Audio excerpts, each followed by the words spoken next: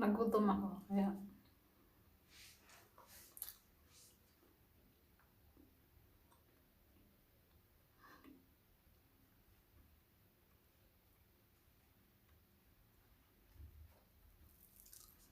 yung palaman niya, chocolate. So, bago tayo mag-umpisa, kain muna ako. Ang lamig kaya dito, kaya nakadalawang damit ako. Ayan, nakadalawa. Sobrang lamig. Ayan. So, pagkatapos nito, mag-start ako. Hello mga kamay loves! Ayan, may share ako sa inyo ngayong recipe. Kahit na hindi siya kompleto na ingredients, gagawan ko siya ng paraan. Wala kasi akong condensed milk, so kung paano ko siya gawin, ipapakita ko sa inyo. Keep on watching. Bye-bye! Hello mga kamay loves! Ayan, magluluto ako ng macaron. Ito ang ating mga ingredients. May melted butter tayo, may coconut, and harina, may 3 egg, and vanilla, and baking powder, sugar, and milk. Dahil wala akong condensed milk, milk na lang yung gagamitin ko at saka sugar. So,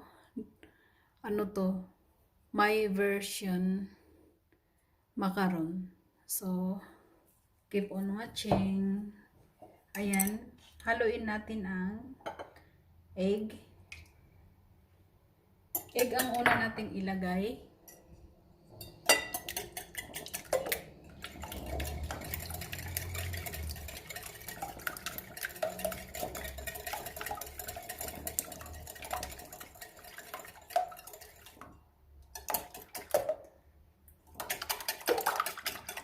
Haluin lang natin ng maigi yung egg.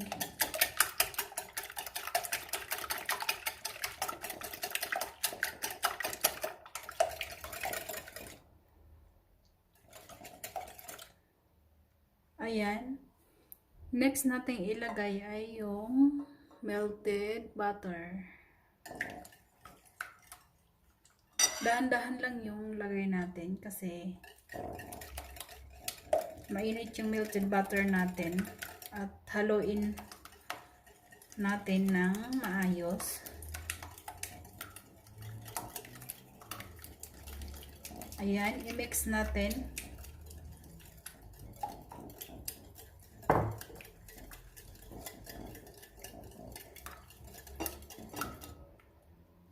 So, ayan na mix na.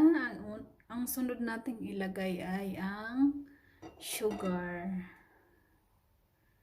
1 cup lang ang sugar. Ayan. So, i-mix natin ulit hanggang mapunaw ang ating sugar.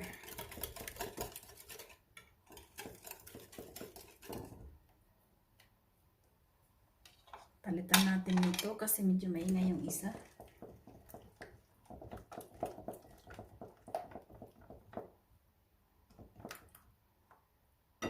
Tapos, ang next natin ilagay ay ang milk.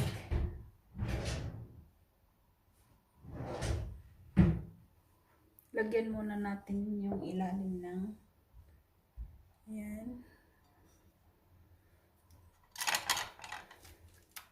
Ilagay natin yung milk.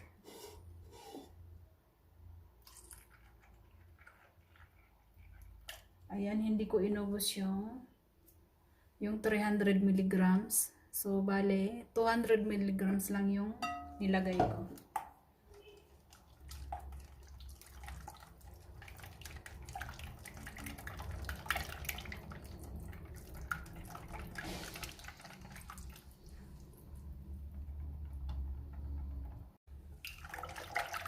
Ayan, nahalo na ng maayos ang ating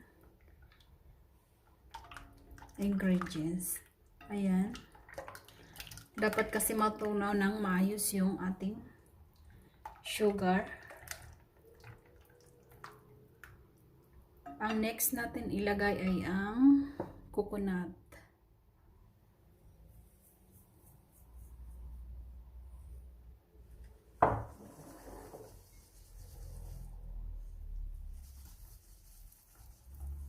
Ayan, mix natin ulit.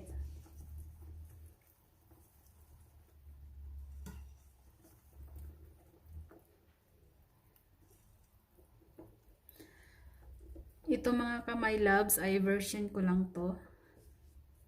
May kanya-kanya naman. Ayan, nahalo na siya ng maayos. Ang next nating ilagay ay ang ating harina. Ayan, dahan-dahanin lang natin paglagay. Yan, lagyan natin ng konti tapos ilagay natin yung baking powder at saka yung vanilla. Ayan, pagsabayin natin. Hindi naman masama yun. Ayan, i-mix natin ulit.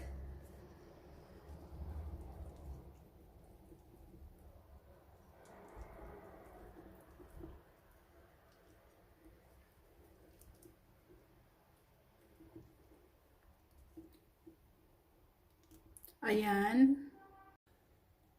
Ayan, maglagay tayo ulit ng konting harina. Paunti-unti lang yung harina natin. Dapat marunong kayong magtansya. Kasi ako tinatansya ko lang. Ayan. Ayan, i-mix natin ulit.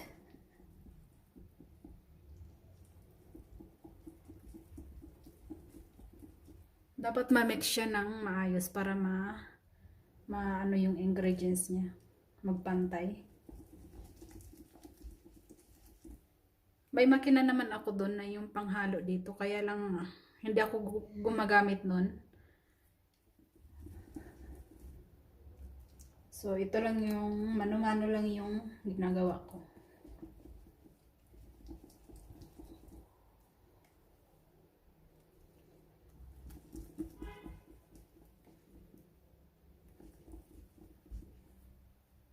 Ayan. Kung gusto nyong malaman yung tamis, pwede nyong tikman. Good. Ayan, ganyan yung itsura niya. Ngayon, ilalagay natin sa lalagyan.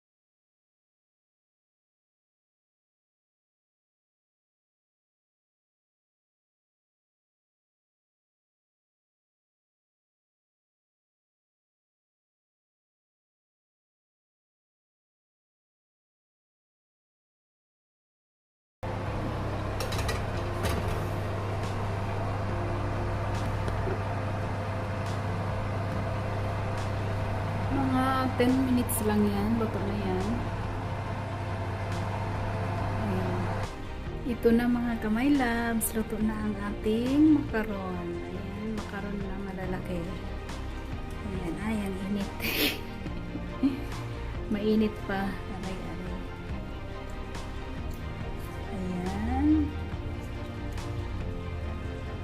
Looks so yummy. Yeah.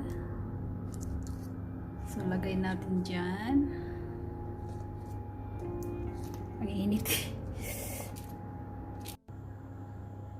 Ayan, nilagay na natin sa lalagyan.